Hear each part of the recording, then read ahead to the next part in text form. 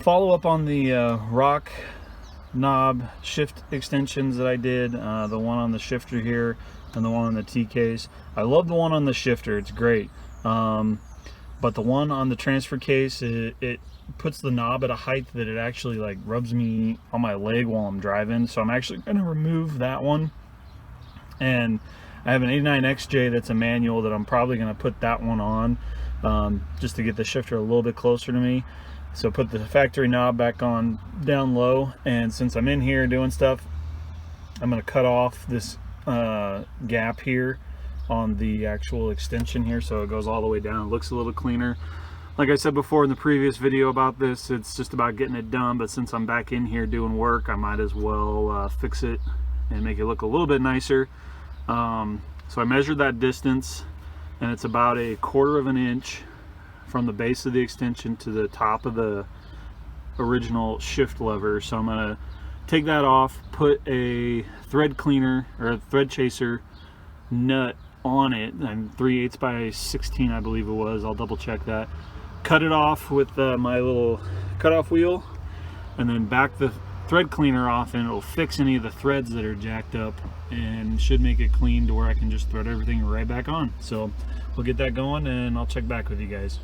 So I got the extension taken off the transfer case, got the everything tightened back up with that, got the extension off of the actual shift lever.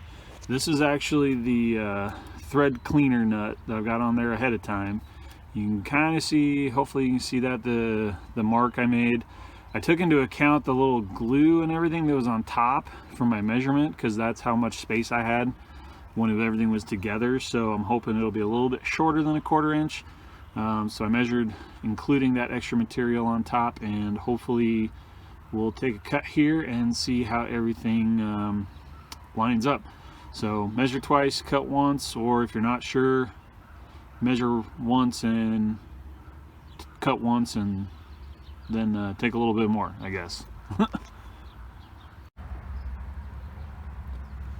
So first cut's done. As you can see, this is why you want to put that cleaner thread nut on beforehand, because of all the extra material that gets cut away and spreads out all over the place.